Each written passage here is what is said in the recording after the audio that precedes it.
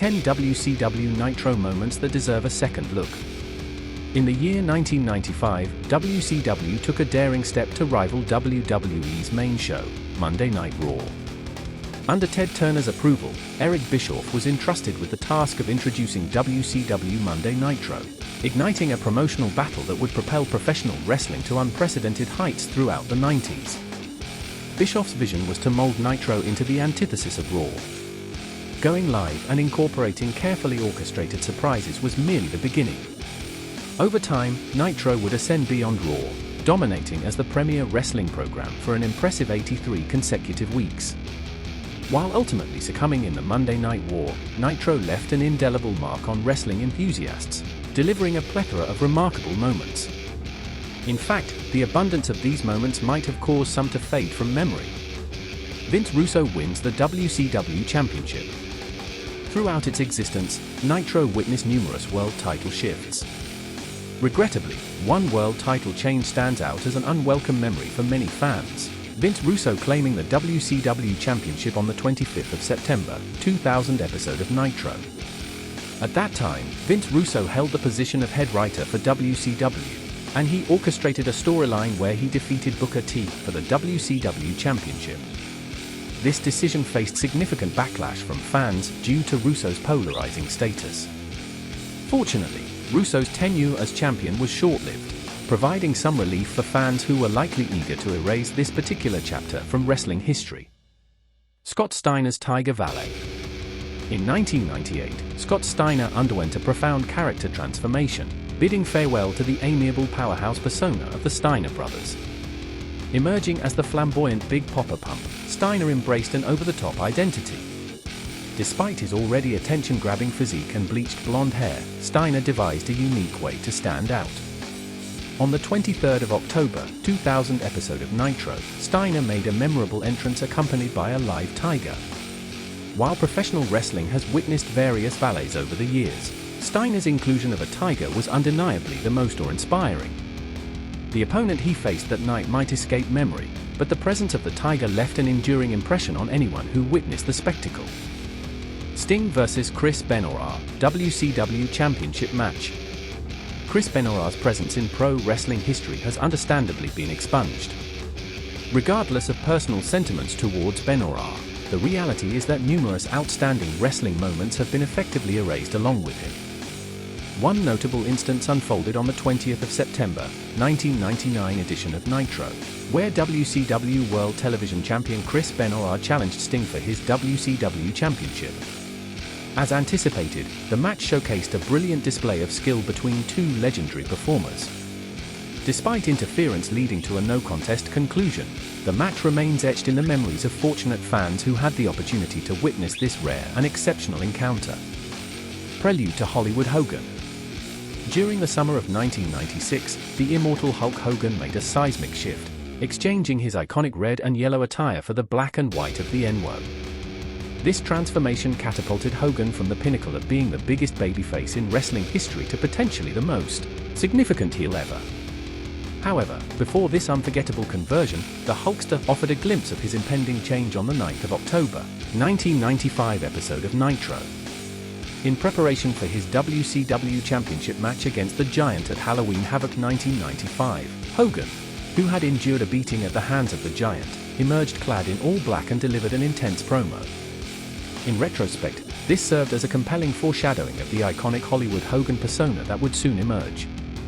Before long, seeing Hogan donned in black on Monday nights became a regular and defining sight. Sting vs. Vampiro, First Blood match. In 1999, WCW found itself in a downward spiral, losing the magic touch that once defined its success. By 2000, desperate to rejuvenate and build new stars, the WCW creative team shifted its focus to performers like Vampiro. As part of this push, Vampiro entered into a feud with Sting. On paper, the rivalry held promise, and while it did have its share of noteworthy moments, the 24th of April, 2000 edition of Nitro showcased a particularly intriguing one. Sting and Vampiro faced off in a first blood match, but instead of actual blood, a red liquid descended from the rafters onto Sting.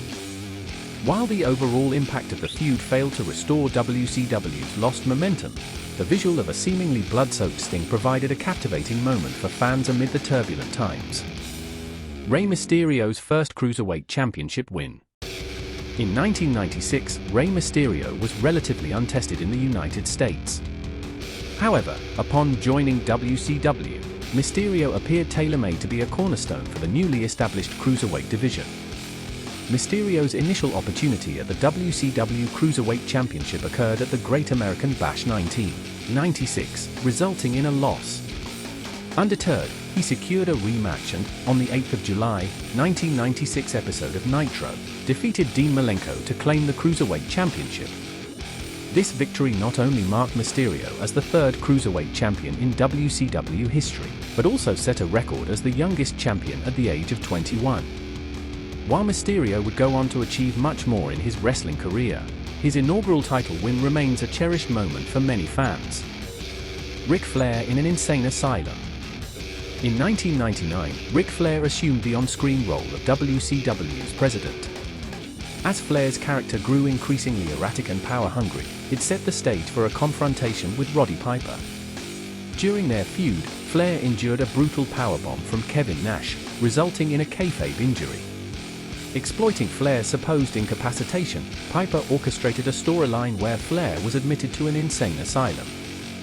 On the 26th of April, 1999 episode of Nitro, WCW aired a controversial segment depicting Flair strutting around the asylum in a robe and boxer shorts. The segment showcased Flair inciting other inmates while portraying a demeanor of madness and delusion. This provocative segment unfolded during a period when WCW was visibly on the decline, adding to the overall controversial nature of the storyline. Arn Anderson's promo on the NWO. When the NWO infiltrated WCW, their reign of terror targeted the entire roster. The primary faction that stood against them was the iconic Four Horsemen stable, led by the legendary Ric Flair and Arn Anderson. Despite their storied legacy, the Horsemen struggled against the NWO's tactics and numerical advantage, frequently finding themselves on the losing side of confrontations.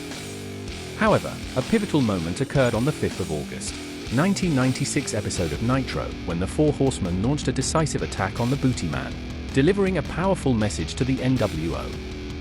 Arn Anderson, the group's enforcer, issued a stern reminder that the Horsemen were the original gang in pro wrestling. In a gritty and impactful promo, Anderson also warned the NWO with the memorable line, "They send one of yours to the hospital, you send two of theirs to the morgue." This moment showcased the intensity and authenticity of one of the greatest performers in wrestling history. The Purveyors of Good. The saga of Sting vs. the NWO stands out as arguably the best story ever told in WCW. This prolonged feud not only left an indelible mark on pro wrestling, but also elevated one of its biggest stars to even greater heights. Amidst this epic storyline, a somewhat overlooked subplot emerged involving the potential assistance for Sting from none other than Macho Man Randy Savage. In early 1997, Savage found himself as a free agent in the storyline. On the 20th of January, 1997 episode of Nitro, he took the show hostage, adamantly refusing to leave the ring. Sting, prompted by the situation, made his way to the ring, and for a moment, it seemed like an alliance was forming between the two legends. Regrettably, this partnership was short-lived, as Savage eventually aligned himself with the NWO. Nevertheless, the prospect of witnessing Sting vs. NWO potentially evolve into Sting and Savage vs. NWO added an intriguing layer to this already compelling narrative. Diamond Dallas Page disguised as La Parka. Diamond Dallas Page's journey in pro wrestling stands as a unique and inspiring tale. Initially, it appeared that the story of Page's in-ring career might never be told, but through sheer determination and hard work, he managed to break into the wrestling business in his mid-30s. After some time in WCW's mid-card, Page eventually found his footing. In 1997, Page experienced a pivotal turning point in his career when he engaged in a feud with Macho Man Randy Savage. This rivalry catapulted Page into a new echelon of performers, solidifying his status as a bona fide megastar. One of the standout moments from this feud occurred on the 7th of July, 1997 episode of Nitro, when Page ingeniously disguised himself as La Parka to confront Savage. This memorable moment added a creative twist to an already amazing feud, showcasing Page's versatility and contributing to his ascent in the wrestling world. Thank you for joining me on this incredible journey through the wrestling world history. If you enjoyed the content, don't forget to hit that like button and subscribe to stay updated.